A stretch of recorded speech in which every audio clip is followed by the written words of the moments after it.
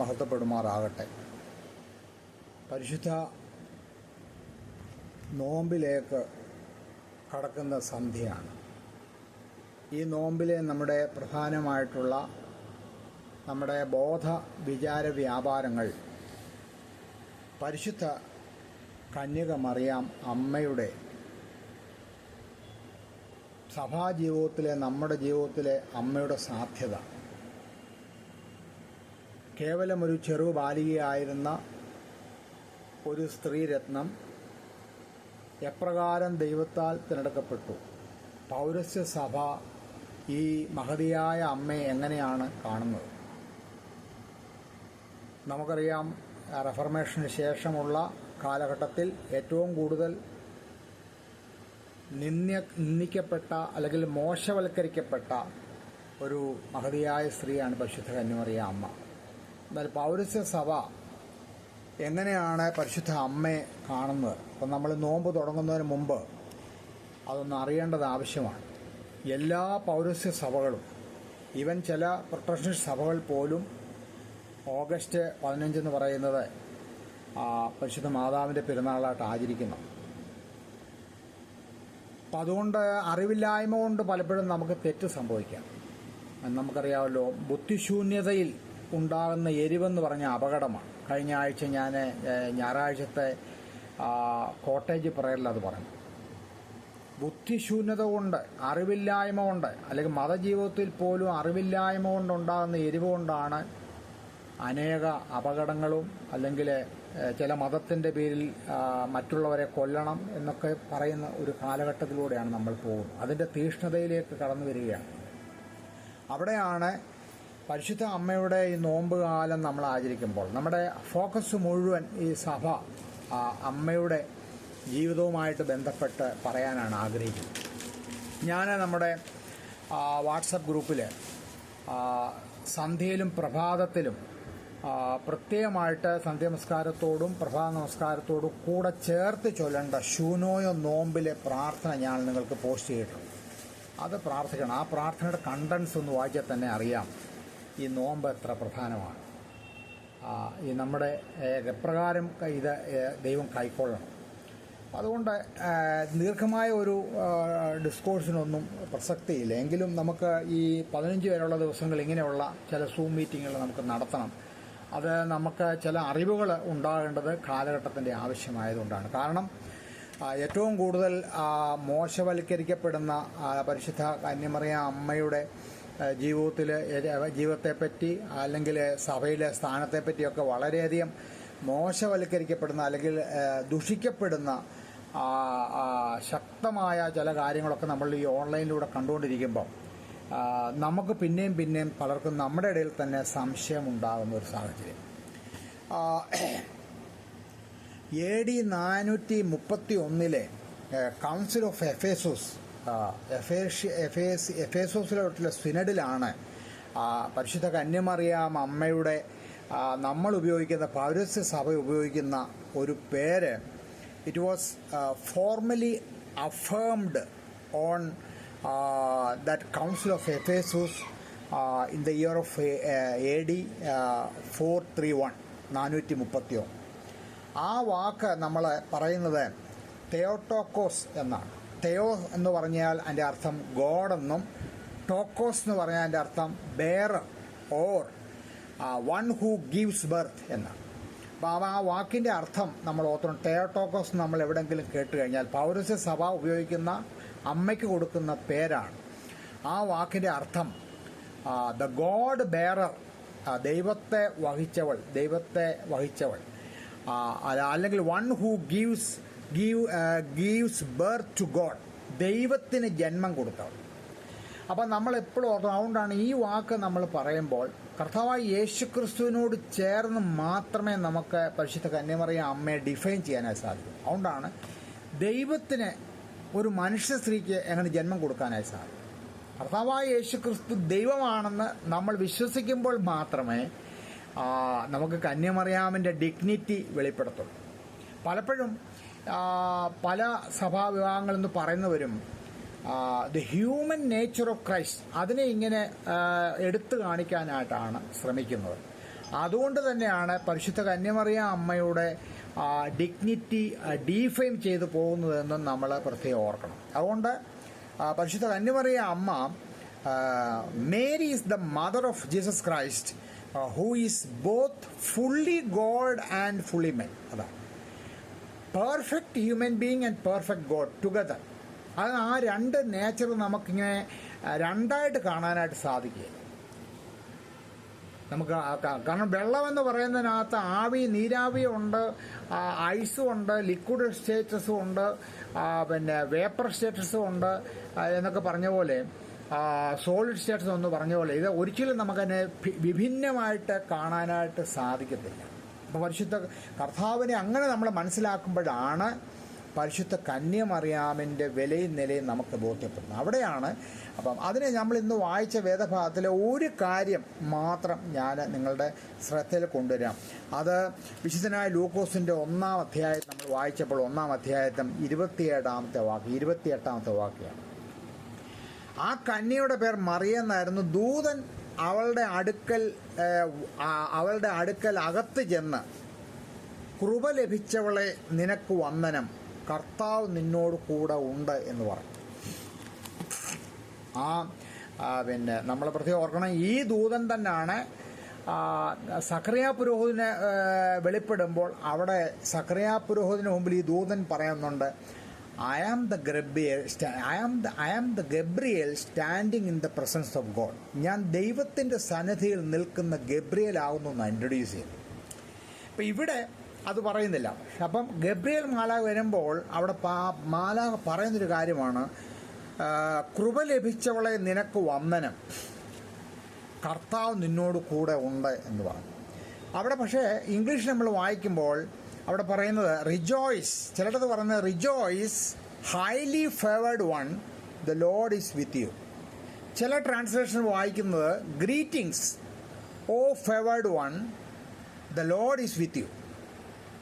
നമ്മൾ ഈ ഭാഗമാണ് നമ്മൾ ഹെയിൽ മേരി ചൊല്ലുമ്പോൾ നമ്മൾ ചൊല്ലുന്നത്. ഹെയിൽ മേരി എന്നുള്ളത് പണ്ടത്തെ ഒരു ട്രാൻസ്ലേഷനാണ്. അതിപ്പോൾ നമ്മൾ അങ്ങനെയല്ല.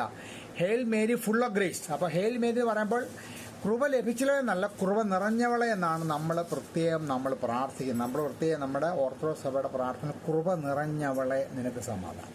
പക്ഷെ ഇവിടെ ഈ ഹൈലി ഫേവേർഡ് എന്ന് പറയുമ്പോൾ അതിൻ്റെ അർത്ഥം എന്താ?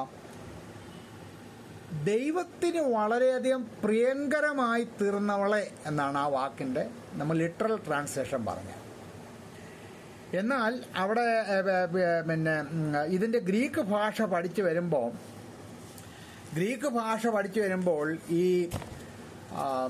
നമ്മൾ ഈ കരിസ്മാറ്റിക് എന്നൊക്കെ പറയുന്ന വാക്കുണ്ടല്ലോ, കരിസ്മാറ്റിക് എന്ന് പറയുന്ന ആ വാക്കൊക്കെ തന്നെയാണ് ഈ ഹൈലി ഫേവേർഡുമായിട്ട് ചേർന്ന് കിടക്കുന്നത്.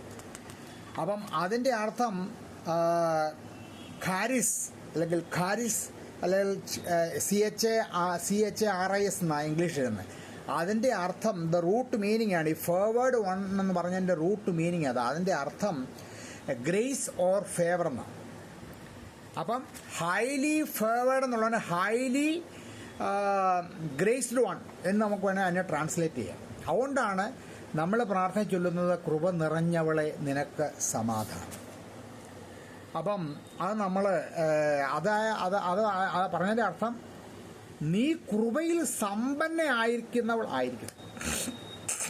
നമുക്കെല്ലാം ദൈവകൃപയുണ്ട് കേട്ടോ, നമ്മളെല്ലാം ദൈവകൃപയിൽ ജീവിക്കുന്നവരുമാണ്. പക്ഷെ അതിന് ഏറ്റക്കുറച്ചിലുണ്ട്. ഇവിടെ hail Mary full of grace എന്ന് പറയും. ഇതുപോലെ തന്നെയാണ് നമ്മൾ സ്തേഫാനോസ് സഹതായെ എടുക്കാൻ നേരം പറയുന്നതുകൊണ്ട് അവൻ ആത്മാവിൽ നിറഞ്ഞവനായിരുന്നു, വിശ്വാസത്തിൽ പൂർണ്ണതയുള്ളവനായിരുന്നു. അപ്പം നമ്മൾ എന്തുകൊണ്ടാണ് പരിശുദ്ധ കന്യമറിയാമിനെ അങ്ങനെ നമ്മൾ മനസ്സിലാക്കുന്നത്? ഈ പറഞ്ഞതിൻ്റെ ഉദ്ദേശം Saint Mary chosen by God for a special purpose. അന്ന് നമ്മൾ ആലോചിച്ച് നോക്കണം, ഈ മലാഖിയുടെ പ്രവചന പുസ്തകം കഴിഞ്ഞാൽ പിന്നെ ന്യൂ ടെസ്റ്റമെന്റ് തുടങ്ങുന്നതിടെ ആ സമയം എന്ന് പറഞ്ഞാൽ 400 വർഷത്തെ ഗ്യാപ്പുണ്ട്. ഇന്റർ ടെസ്റ്റമെന്റൽ പീരീഡ് എന്നാണ് അതിന് പറയുന്നത്. മലാഖിയുടെ പ്രവചന പുസ്തകം കഴിഞ്ഞ് പിന്നെ പുതിയ നിയമം എഴുതപ്പെടുന്ന 400 വർഷം, 1-2 അല്ല. ആലോചിച്ച് നോക്കിയേ എത്ര തലമുറകൾ വരും. അപ്പം അതുകൊണ്ട് വെളിപാടുകളൊക്കെ നിന്നുപോയി. ദൈവദൂതന്മാരുടെ പ്രത്യക്ഷതകളൊക്കെ നിന്നുപോയി.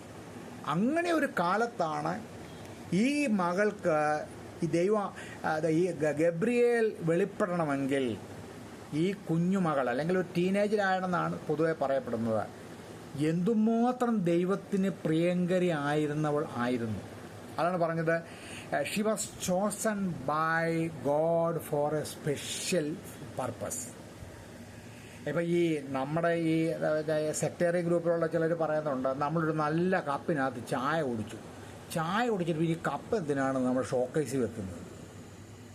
അല്ലെങ്കിൽ ഒരു മുട്ട എടുത്തു, അകത്തെ കഴിച്ചിട്ട് പിന്നെ മുട്ടത്തോട് എന്തിനാ അതിന് പ്രാധാന്യം എന്തെന്ന് ചോദിച്ചാണ് ഈ കന്യമറിയാമനെ അവതരിപ്പിക്കുന്നത്. നമ്മളെപ്പോഴും ഓർത്തോണം, ഈ ബുദ്ധിശൂന്യമായ അതാണ്, ബുദ്ധിയില്ല, അല്ലെങ്കിൽ ഞാൻ പറഞ്ഞല്ലോ അറിവില്ലായ്മ കൊണ്ട് വരുന്ന അപകടങ്ങളായത്. അതുകൊണ്ട് ഈ അവർ കംപ്ലീറ്റ് കന്യമറിയാമനെ തള്ളിക്കളഞ്ഞു. പക്ഷെ ഇവിടെ നമ്മൾ ഈ ഭാഗത്തിന് വായിക്കുന്നുണ്ട്, തലമുറകൾ നിന്നെ ഭാഗ്യവതി എന്ന് വാഴ്ത്തും. അതുപോലും അവർ ചെയ്യുന്നില്ലെന്നുള്ളതാണ്. തലമുറകൾ നിന്നെ ഭാഗ്യവതി. നമ്മൾ മാതാവിൻ്റെ പാട്ട് പാടുമ്പോൾ അവൾ പറയുന്നുണ്ട്, പ്രഭുക്കന്മാരെ താഴെ ഇറക്കി താണവരെ ഉയർത്തി. അബ്രഹാമിനോട് ചെയ്ത വാഗ്ദത്തം ദൈവം എന്നോടും ഓർത്തിരിക്കുന്നു. ആലോചിച്ച് നോക്കി, she was how much privilege. എന്തുമാത്രം നൂറ്റാണ്ടുകൾക്ക് മുമ്പ് ദൈവം കൊടുത്ത വാഗ്ദത്തങ്ങൾ എന്നോട്, ഈ ചെറിയ പെൺകുട്ടിയോട് ഓർത്തിരിക്കുന്നു പറഞ്ഞാണ് അമ്മ അവിടെ പാട്ട് പാടുന്നത് ഈ ഭാഗത്ത് കഴിയുമ്പോൾ. അപ്പോൾ സഹോദരങ്ങളെ, അതുകൊണ്ട് നമ്മൾ ഓർക്കണം, ഒരു സ്പെഷ്യൽ ഫങ്ഷൻ ദൈവത്തിൻ്റെ രക്ഷാപദ്ധതിയിൽ ദൈവം ഭൂമിയിലേക്ക് നോക്കുന്നു. നമ്മളെ സങ്കീർത്തനത്തിൽ വായിക്കുന്നവരുടെ ദൈവം സ്വർഗത്തിൽ നിന്ന് കുനിഞ്ഞു നോക്കുന്നു എന്ന് പറഞ്ഞ പോലെ ദൈവം ഇങ്ങനെ ക്യാമറ സർവൈവലൊക്കെ വെച്ച് നോക്കുമ്പം അന്നുണ്ടായിരുന്ന ജാതികളിൽ എത്രയോ സ്ത്രീകളുണ്ടാവും. നമ്മൾ വായിക്കുന്നുണ്ട്, അനേക വിധവമാരുണ്ടായിരുന്നെങ്കിലും സാരാഫത്തിലെ വിധവയുടെ എടുക്കൽ മാത്രം എന്തുകൊണ്ടാണ് പ്രവാചകൻ പോയൊരു ചോദ്യമുണ്ട്. അനേക വിധവമാർ ആ രാജ്യത്തുണ്ടായിരുന്നെങ്കിലും സരാഫത്തിലെ വിധവയുടെ വീട്ടിൽ എന്തുകൊണ്ടാണ് പ്രവാചകൻ പോയത്? പിന്നെ നമ്മൾ വായിക്കുന്നത് എന്താ, അവിടെ കലത്തിലെ മാവ് ഒഴിഞ്ഞു പോയില്ല, കലത്തിലെ എണ്ണ തീർന്നു പോയില്ല. അവളുടെ പ്രതികരണം അതായിരുന്നു. ആ ഇല്ലായ്മയിലും പ്രവാചകനെ സ്വീകരിക്കാൻ ബോധ്യതയുള്ള ഒരേ ഒരു വിധവ ആ രാജ്യത്തുണ്ടായിരുന്നു എന്ന് പറഞ്ഞവളാണ്. നമ്മളെപ്പോഴും ഓർക്കണം, she was chosen by God. ദൈവത്തിൻ്റെ തിരഞ്ഞെടുപ്പുണ്ട് സഹോദരങ്ങൾ. നമ്മളിങ്ങനെ വെറുതെ ഒരു ക്രിസ്ത്യാനികളായെന്ന് നമ്മൾ വിചാരിക്കരുത് സഹോദരങ്ങൾ. നമ്മുടെ അപ്പനപ്പന്മാരൊക്കെ ഇങ്ങനെ ക്രിസ്ത്യാനികളായിരുന്നുകൊണ്ട് ഞാനും ക്രിസ്ത്യാനിയായി എന്ന് നമ്മൾ വിചാരിക്കരുത്. നമ്മളിവർക്ക് എവിടെയൊക്കെയോ നഷ്ടപ്പെട്ടു പോകാമായിരുന്നു. ഇപ്പോൾ ഇന്നലെ എന്നെ ഒരു സഹോദരി വിളിച്ചു, മരുമോളിങ്ങനെ കൺസീവായി. ആദ്യം അത് പ്രയാസത്തിൽ അത് പോയി, രണ്ടാമതിപ്പം ആ കുഞ്ഞ് കൺസീവായി. പക്ഷേ 10 മാസമായിട്ട് 4 മാസത്തെ വളർച്ചയേ ഉള്ളൂ. ഒരു നല്ല ആരോഗ്യമുള്ള തലമുറ ഞങ്ങൾക്ക് തരാൻ വേണ്ടി അച്ഛൻ പ്രാർത്ഥിക്കണേ. ഞങ്ങളെല്ലാം 60-65 വയസ്സായ മാതാപിതാക്കളാണ്. നമ്മൾ ആലോചിച്ച് നോക്കിയേ. അപ്പോൾ എവിടെയൊക്കെയോ നമ്മൾ ചാവള്ളകളായി പോകാമായിരുന്ന സ്ഥാനത്ത് നിന്ന് ദൈവം നമ്മളെ വിളിച്ചാക്കിയെങ്കിൽ ഒന്നാമത് ചിന്തിക്കേണ്ടത്, വി ആർ ചോസൺ വൺ. നമ്മൾ തിരഞ്ഞെടുക്കപ്പെട്ടവരാണ്. നമ്മൾ എന്തുകൊണ്ട് ചെമ്പൂരായി, അല്ലെ നമ്മൾ എന്തുകൊണ്ട് ബോംബെയിലായി, അല്ലെ നമ്മൾ എന്തുകൊണ്ട് ഈ ഭവനത്തിൽ വന്നു, നമ്മൾ എന്തുകൊണ്ട് നമ്മുടെ ഈ കുടുംബത്തിലായിരിക്കുന്നു. സഹോദരങ്ങളെ, അത് നമ്മൾ കൈവിട്ടു പോകരുത് ഈ നോമ്പ് കാലത്ത്. അതുകൊണ്ട് നമ്മൾ ഇതിനു വേണ്ടി പ്രാർത്ഥിക്കണം ഈ നോമ്പ് കാലത്ത് നമ്മൾ പറയും. രണ്ടാമത് പറയുന്നത്, Saint Mary blessed in a unique way എന്ന് പറഞ്ഞാൽ ഒരു അതുല്യമായ രീതിയിൽ ഇവൾ അനുഗ്രഹിക്കപ്പെട്ടുള്ളായിരുന്നു. ഒരു അവളും ആ കൊച്ചു പൈതലുമായിട്ട് കമ്പയർ ചെയ്യാൻ ആ നാട്ടിലങ്ങ് ഒരു മനുഷ്യരും ഇല്ലായിരുന്നുള്ളതാണ്. നമ്മൾ എപ്പോഴും ഓർത്തോണം, ദൈവം അങ്ങനെയുള്ളവരെയാണ് പ്രതീക്ഷിക്കുന്നത് കേട്ടോ. ദൈവം നമ്മളെല്ലാം സാധാരണക്കാരാണെങ്കിൽ എക്സ്ട്രാ ഓർഡിനറി പീപ്പിളായിട്ടുള്ളവരെയാണ് ദൈവം അവരിലാണ് പ്രവർത്തിക്കുന്നത്. അതുകൊണ്ടാണ് നമ്മൾ ഈ ദാവീദിനെ തിരഞ്ഞെടുക്കുമ്പം ശൗൽ വന്നിട്ടിങ്ങനെ നോക്കുന്നുണ്ട്. അപ്പോൾ എല്ലാവരും കണ്ടു. അപ്പോൾ പറഞ്ഞു, ഇവരൊന്നും അല്ല ദൈവം വിളിച്ചത്, ഇനി ആരെങ്കിലും ഉണ്ടോ? അപ്പോൾ പറഞ്ഞു, ഒരു ചെറിയ പയ്യനുണ്ട്, അവൻ ആടിനെ ഉപയോഗിക്കാൻ കാട്ടിപ്പോയിരിക്കുക, അപ്പോൾ അവനെ വിളിക്കാൻ പറഞ്ഞു. അവരിൽ ആ മക്കളിൽ ഏറ്റവും കൃശഗാത്രനായ ഒരു മനുഷ്യൻ, പക്ഷേ സുന്ദര രൂപിയായിരുന്നു ദാവീദ്. ആ ദാവീദിനെ രാജാവാക്കി. അപ്പോൾ അവിടെ പറയുന്ന കാര്യമുണ്ട്, ദൈവം ഹൃദയം നോക്കുന്നു, പുറമേ ഉള്ളതല്ല നോക്കുന്നു. അപ്പോൾ ദൈവം നമ്മളെ കൊണ്ട് എന്തെങ്കിലും ചെയ്യാൻ ആഗ്രഹിക്കുന്നെങ്കിൽ ഈ ഹൃദയം നോക്കിയാണ് അവനെ കൊണ്ട് ചെയ്യിക്കുന്നത്. അത് നമ്മളെപ്പോഴും ഓർത്തോണം. അതെ. അപ്പോൾ അതുകൊണ്ട് ഹൈലി ഫേവേർഡ് എന്ന് പറഞ്ഞത് ഭയങ്കര ഡീപ്പായിട്ടുള്ളൊരു മീനിങ് ഉള്ളൊരു വാക്കാണ് ഈ full of grace, Mary full of grace. അപ്പോൾ അവളുടെ അതുല്യാവസ്ഥ, അവൾക്ക് ലഭിച്ച ദിവ്യ കാരുണ്യവും ഉയർത്തിക്കാട്ടുന്ന ഒരു വേദഭാഗമായിരുന്നു. അല്ലെങ്കിൽ ഈ മാലാഖ വന്ന് എന്തിന് ഇൻട്രൊഡ്യൂസ് ചെയ്യുന്നു പറയുന്നത്, ആ ദൈവം നിന്നെ തിരഞ്ഞെടുത്തു, നീ ഗർഭവതിയാകുമ്പോൾ എന്ന് പറഞ്ഞാൽ പോലുണ്ട്. നീ എന്തിന് കൃപ നിറഞ്ഞവൾ, അല്ലെങ്കിൽ ഹൈലി ഫേവേർഡ് എന്ന് പറഞ്ഞു. ദൈവത്തിൻ്റെ ദൃഷ്ടിയിൽ അതാണ് പറഞ്ഞത്, നിനക്കൊരു അതുല്യമായ അവസ്ഥ ദൈവം കണ്ടെത്തിയിരിക്കുന്നു. അതുകൊണ്ട് നിനക്ക് ദിവ്യ കരുണയുടെ സമൃദ്ധി നിന്റെ മേൽ ഉണ്ടായിരിക്കുന്നു. അതുകൊണ്ട് ദൈവം സാമാന്യ ജന്മത്തിൽ നിന്ന് നിന്നെ ഉയർത്തുവാൻ ആഗ്രഹിക്കുന്നു. നമ്മൾ പത്രോസിന്റെ ലേഖനത്തിൽ വായിക്കുന്നുണ്ടല്ലോ, നീ യഹോവയുടെ കൈക്കീഴിൽ താന്നിരുന്നാൽ തക്ക സമയത്ത് അവൻ നിന്നെ ഉയർത്തും. നീ ദൈവത്തിൻ്റെ കൈക്കീഴിൽ താന്നിരുന്നാൽ തക്ക സമയത്ത്, നമ്മൾ ഈ കഴിഞ്ഞ ആഴ്ച എല്ലാം വായിച്ചതാണ്, തന്നെത്താൻ താഴ്ത്തുന്നവൻ ഉയർത്തപ്പെടും. അതിന് there is no other remedial solutions ഒന്നുമില്ല. അതുകൊണ്ട് നമ്മൾ പറഞ്ഞ ആരും ഉയർത്തപ്പെട്ടില്ലതുപോൽ മറിയാമയെപ്പോലെ ആരും താഴ്വപ്പെട്ടില്ല. അതെ, ഇതുപോലെ ആരും ഉയർത്തപ്പെട്ടില്ല. ആ ഉയർത്തിയെന്ന് എവിടം വരെ എന്ന് പറഞ്ഞു കഴിഞ്ഞാൽ ഇപ്പോഴും ആൾക്കാർക്ക് സംശയമാണ്. ഈ വേദോത്സവം കൊണ്ടു നടക്കുന്നവർക്ക് പോലും മാതാവ് എത്രമാത്രം ഉയർത്തപ്പെട്ടു എന്ന് പറഞ്ഞാൽ അവർക്ക് സംശയമാണ്. അതുകൊണ്ട് ഈ ഹൈലി ഫേവേർഡ് വൺ അല്ലെങ്കിൽ ഫുൾ ഓഫ് ഗ്രേസ് എന്ന് പറയുമ്പോൾ അതിൻ്റെ അർത്ഥം ചോസൺ ബൈ ഗോഡ്. അത് മാത്രമല്ല, A unique relationship with God and A special place in salvation. അതാണ് നിന്നെ അങ്ങനെ എടുത്തിരിക്കുന്നത്. നിനക്കൊരു ആരുമായിട്ടും കമ്പയർ ചെയ്യാൻ പറ്റാത്ത ഒരു സാധ്യത മകളെ നിനക്കുണ്ട്. ഒരു യുണീക്ക്, അത് നീ ഉണ്ടാക്കിയെടുത്തത് ദൈവവുമായിട്ട് ഒരു യുണീക്കായിട്ടുള്ള റിലേഷൻഷിപ്പ് നീ കാത്തു പരിപാലിച്ചു. അതുകൊണ്ട് നിനക്ക് രക്ഷാപദ്ധതിയിലേക്ക് നിന്നെ വിളിക്കുകയാണ്. ഈ വിളി എന്തിനു വേണ്ടിയാണ്? ദൈവത്തിന് മാതാവായി തീരാൻ. അയ്യോ, നമ്മൾ അമ്പരന്ന് പോലെ സ്ത്രീ അമ്പരന്ന് നിൽക്കുകയല്ലേ. പിന്നെ അവിടെ വിനയപ്പെടുകയാണ്, അയ്യോ ഞാൻ അവിടുത്തെ ദാസി, നിന്റെ ഇഷ്ടം പോലെ ആയിക്കൊള്ളട്ടെ. അവളെ പറയുന്നത് എന്തോ ഒരു ഭംഗിയായ വാക്കാണ്. I am your servant Lord, whatever you wish let it be. അങ്ങനെ ആയിക്കോട്ടെ. അപ്പോൾ എന്തോ ഒരു നമ്മൾ പാടാറുണ്ട്, ഐ സറണ്ടർ. ദൈവമേ, ഞാൻ നിന്റെ മുമ്പ്. അതാ നമ്മുടെ സഹോദരങ്ങളെ, ഈ ഒരു ബോധ്യം വരണം. നമ്മൾ ഉയരണമെങ്കിൽ, നമ്മളൊരു അച്ഛൻ, ഇപ്പം ഞാനൊരു അച്ഛനായിട്ട് ദൈവസന്നിധിയിൽ നിങ്ങളുടെ മുമ്പിൽ പുരോഹിതനായി ഉയർന്ന് നിൽക്കപ്പെടണമെങ്കിൽ, നിങ്ങളുടെ ഭവനത്തിൽ നിങ്ങളുടെ അപ്പൻ ഒരു ഹെഡ് ഓഫ് ദ ഫാമിലിയായി ഉയർന്നു നിൽക്കണമെങ്കിൽ, നിങ്ങളുടെ അമ്മ, നിങ്ങളുടെ ഭാര്യ കുടുംബത്തിൽ റെസ്പെക്റ്റ് ചെയ്യപ്പെട്ട ഉയർന്നു നിൽക്കേണ്ട ഒരു മഹതിയായ സ്ത്രീ ആകണമെങ്കിൽ, we should surrender under the mighty hand of the Lord. ദൈവത്തിൻ്റെ മുമ്പിൽ താണ് വീണെങ്കിലേ പറ്റത്തുള്ളൂ. അവിടെ ബുദ്ധിക്കൊന്നും യാതൊരു സാധ്യതയില്ല. There is no chance for the logic. അവിടെ ഒരു യുണീക്കായിട്ടുള്ള അതുല്യമായി നമുക്ക് വേറെ അതിന് തുല്യമായി ഒന്നുമില്ലാത്ത തരത്തിലൊരു റിലേഷൻഷിപ്പ് ദൈവവുമായിട്ട് കീപ്പ് ചെയ്യാൻ. അതുകൊണ്ട് ഞാനിതൊരു വലിയ പ്രസംഗമായിട്ടൊന്നും നമുക്ക് ഇന്നത്തെ ഉദ്ദേശിക്കുന്നില്ല. ഈ 2-3 കാര്യങ്ങൾ, ഒരു കാര്യം കൂടെ പറയാം, ബാക്കി കാര്യങ്ങൾ അടുത്ത വെള്ളിയാഴ്ച നമുക്ക് ഡിസ്കസ് ചെയ്യാം. ഫുൾ ഓഫ് ഗ്രേസ് എന്ന് പറയാം, അബണ്ടൻസ് ഓഫ് ഗ്രേസ്, കൃപയുടെ സമൃദ്ധി. ഈ കൃപയുടെ സമൃദ്ധി വന്നപ്പോഴാണ് ദൈവത്തിനായിട്ട് അവളെ ഒരുക്കി എന്നാണ് പറയുന്നത്. ദൈവത്തിനായിട്ട് ഒരുക്കി. This signifies her purity, holiness and readiness to accept the God's will. അപ്പോൾ ഈ ദൈവകൃപയിൽ നിറഞ്ഞപ്പോൾ ഈ മനുഷ്യ സ്ത്രീയിൽ കണ്ട കാര്യങ്ങളാ പറഞ്ഞത്. ഒന്ന്, പ്യൂരിറ്റി. അവളിൽ വിശുദ്ധി ഉണ്ടായിരുന്നു, നിർമ്മലത ഉണ്ടായിരുന്നു.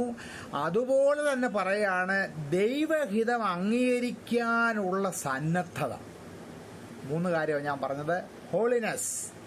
2, നിർമ്മലത. പ്രാവിനെ പോലെ അവൾ കുറുകിക്കരഞ്ഞു എന്ന് പറയും. അത് മീക്ക്നെസ് ലൈക്ക് ഡോ എന്നാണ് പറയും. ഈ എല്ലാ പക്ഷികളുമായിട്ട് നമ്മൾ കമ്പയർ ചെയ്യുമ്പം ഈ പ്രാവിനൊരു ആർദ്രതയുണ്ട്. മീക്ക്നെസ് എന്ന് പറഞ്ഞാൽ ആർദ്രതയാണ്. അത് പ്രാവിനെ പോലെ കുറുകിക്കരഞ്ഞു എന്ന് പറയുമ്പോൾ അതിനർത്ഥം ആ ആർദ്രതയുടെ നിർമ്മല ജീവിതത്തിൽ വരുന്ന കണ്ണുനീരാണത്. അവൾക്കൊരു വിശുദ്ധി അവിടെ ജീവിതത്തിൽ കാത്തു പരിപാലിച്ചു. ചെറുപ്പത്തിലെ ആ ദൈവാലയത്തിൽ കൊണ്ട് വിട്ടതുകൊണ്ട് പുരോഹിതന്മാരുടെ കൂടെ ഇപ്പം നമ്മുടെ കുഞ്ഞുങ്ങളെയൊക്കെ ചെറുപ്പത്തിലെ ദൈവാലയത്തിൽ കൊണ്ട് പരിചയിപ്പിക്കുകയൊക്കെ ചെയ്യും. ചില കൊച്ചുങ്ങളൊക്കെ വരുമ്പോഴത്തേലും നമ്മളെ താടിയും ഇതൊക്കെ വിട്ട് കഴിഞ്ഞാൽ അച്ഛന്മാരെ കണ്ട ഭൂതത്തെ കണ്ട പോലെ കാറുന്നത്. കാരണം ഇത് മാമൂസ കഴിഞ്ഞ് പള്ളിയിലും കൊണ്ടുപോയില്ല, കുർബാനയും കൊടുക്കുകയില്ല. ഈ ഒരു പരിപാടി കൊച്ചുങ്ങൾക്ക് യാതൊരു ബോധവും ഇല്ല. അത് ഭൂതത്തെ കണ്ട പോലെ ആകാം. എന്തോരം നിലവിളി കഴിഞ്ഞ പിള്ളേരുണ്ടെന്നറിയാം.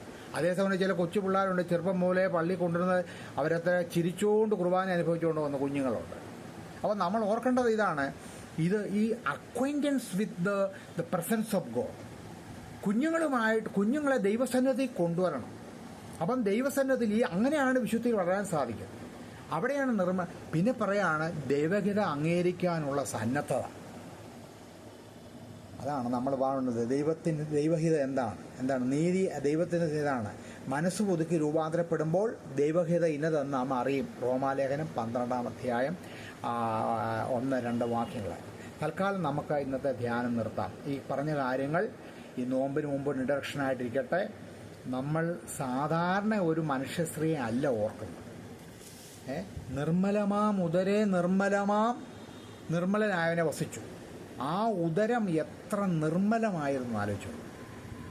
ആ ഗർഭപാത്രം എത്ര നിർമ്മലം. അതിൻ്റെ പ്യൂരിറ്റി ഒന്നും നമുക്ക് മെഷർ ചെയ്യാൻ പറ്റും സഹോദരങ്ങളെ. ആ അമ്മയിൽ നല്ല ചോരയും നീരും എടുത്തുകൊണ്ട് ഈ കർത്താവിൻ്റെ തിരുശരീരം ഉണ്ടായത്. ആ ശരീരത്തിന്മേലല്ലേ അവൻ്റെ അടിപ്പിണരുകൾ നമുക്ക് സൗഖ്യം ഉണ്ടായത്. ആ ശരീരത്തിന്മേലല്ലേ പഞ്ചമുറിവുകളുമായി ഇന്നും ആ ശരീരത്തോടുകൂടിയല്ലേ പിതാവിൻ്റെ വലത്തുഭാഗത്തിരിക്കുന്നത്.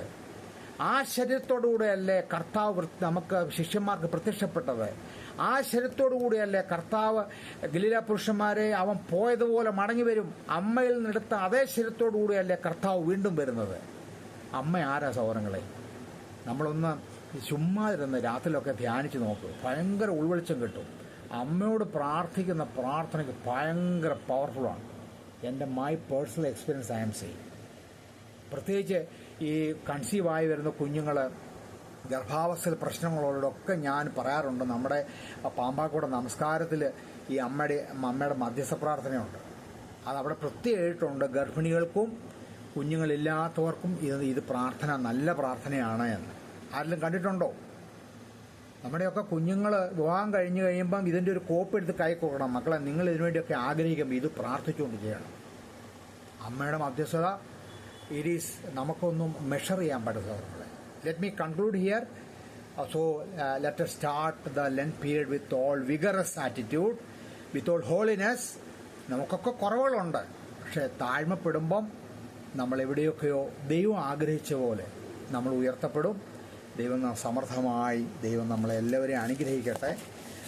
നമുക്ക് അടുത്ത സമയം കുറച്ച് സമയം ദൈവസന്നിധിയിൽ എല്ലാവർക്കും ഓഡിബിൾ ആണല്ലോ അല്ലേ? കേൾക്കാമല്ലോ. അതെ, അടുത്ത സമയം കുറച്ച് മധ്യസ്ഥ പ്രാർത്ഥനയുള്ള സമയമാണ്. നമുക്ക് let us conclude the word of God here and let us conclude the meditation here. ഈ വാക്കുകളാൽ ദൈവം നമ്മളെല്ലാവരെയും സമർത്ഥമായി അനുഗ്രഹിക്കട്ടെ. പ്രത്യേകാൽ പരിശുദ്ധ അമ്മ വചനം ജഡം ധരിച്ച് ആ വചനത്തെ സ്വീകരിച്ചവളാണ്. കാതിലൂടെ വചനത്തെ സ്വീകരിച്ചവളാണ്. ആ വചനം ജഡം ധരിച്ച്, അതുകൊണ്ട് ഇൻകാർണേഷനകത്ത് പോലും അമ്മയ്ക്ക് വലിയ സാധ്യതയുണ്ട്. ഈ ജഡം ധരിക്കപ്പെട്ട വചനത്തിൽ അമ്മയ്ക്ക് വലിയ സാധ്യതയുണ്ട്.